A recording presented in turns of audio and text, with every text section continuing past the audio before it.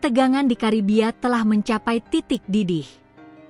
Presiden Amerika Serikat, Donald Trump, baru saja melontarkan ancaman yang sangat serius, menembak jatuh jet-jet tempur Venezuela jika mereka berani membahayakan kapal perang Amerika Serikat. Ancaman ini bukan hanya retorika kosong. Trump telah mengerahkan 10 jet tempur siluman F-35 ke Puerto Rico, sebuah langkah yang mengirimkan sinyal bahaya ke seluruh dunia. Ini adalah sebuah konfrontasi yang semakin memanas, mempertemukan dua pemimpin dengan pandangan yang sangat bertolak belakang. Tapi, apa sebenarnya pemicu dari ancaman berbahaya ini? Apakah ini murni perang melawan narkoba? Ataukah ada agenda terselubung untuk perubahan rezim di Venezuela? Dan bagaimana dunia akan bereaksi terhadap potensi konflik di perairan Karibia ini? Mari kita bedah tuntas. Titik balik dari ketegangan ini bermula dari sebuah insiden di lepas pantai Amerika Selatan. 2 jet tempur F-16 Venezuela dilaporkan terbang di dekat kapal perang Angkatan Laut AS. Peristiwa ini langsung dinilai oleh para pejabat Amerika Serikat sebagai tindakan yang sangat provokatif. Respon dari Presiden Trump tidak butuh waktu lama. Dengan nada yang sangat tegas, Trump menyatakan, jika jet-jet Venezuela terbang di atas kapal-kapal Angkatan Laut AS dan menempatkan kita dalam posisi berbahaya, mereka akan ditembak jatuh. Ini adalah ancaman yang tidak bisa diremehkan. Trump, yang dikenal dengan gaya blak-blakan dan tindakan tegasnya, juga memberikan kebebasan penuh kepada para jenderalnya. Saya memberitahu jenderalnya, yang berdiri di sampingnya, bahwa dia dapat melakukan apapun yang diinginkannya jika situasi memburuk, kata Trump. Tidak hanya ancaman verbal, Amerika Serikat juga langsung menunjukkan kekuatan militernya. Sebanyak 10 jet tempur siluman F-35 telah dikerahkan ke Puerto Rico.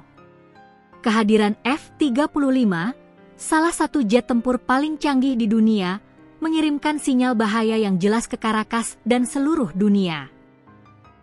Sebelumnya, pasukan Amerika Serikat juga telah meledakkan kapal Venezuela yang dituduh mengangkut narkoba, sebuah insiden yang menewaskan 11 orang. Semua ini adalah bagian dari pola yang menunjukkan peningkatan agresivitas Amerika Serikat terhadap Venezuela. Di tengah tekanan dan ancaman yang semakin memuncak dari Washington, Presiden Venezuela, Nicolas Maduro, memilih untuk merespons dengan cara yang berbeda. Alih-alih membalas dengan ancaman serupa, Maduro justru menyerukan dialog. Venezuela selalu bersedia berdialog, terlibat dalam dialog, tetapi kami menuntut rasa hormat, kata Maduro. Ia juga menegaskan bahwa perbedaan pandangan yang dimiliki Venezuela dan Amerika Serikat, baik saat ini maupun di masa lalu, tidak dapat membenarkan terjadinya konflik militer.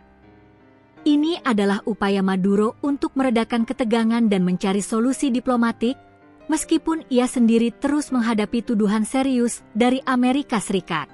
Maduro juga membantah tuduhan Amerika Serikat bahwa negaranya adalah pemasok narkoba.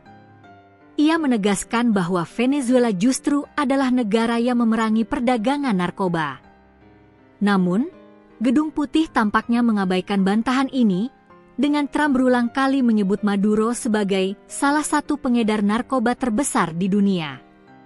Ancaman Trump dan pengerahan militer ini secara resmi dibingkai sebagai bagian dari perang melawan narkoba.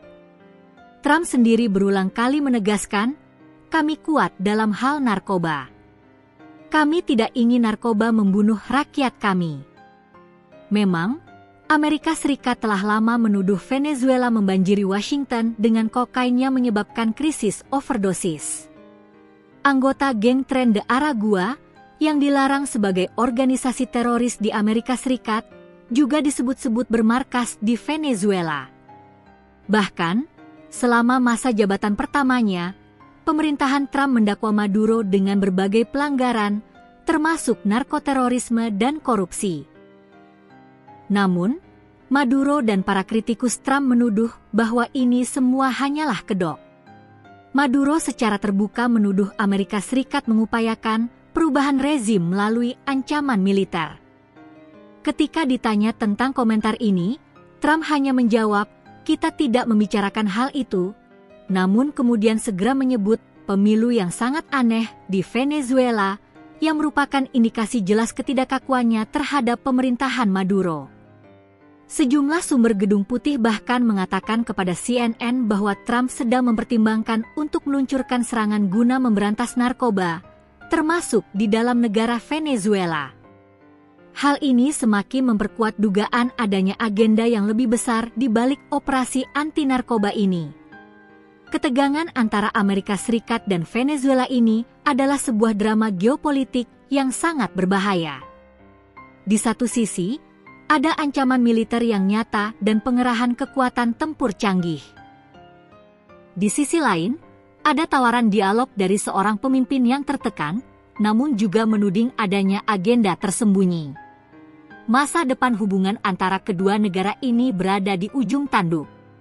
Apakah ancaman Trump akan membuahkan hasil diplomasi atau justru akan menyeret kawasan Karibia ke dalam konflik bersenjata? Dan apakah dunia akan menyaksikan perubahan rezim yang didorong oleh kekuatan militer? Jawabannya akan sangat menentukan stabilitas regional dan global.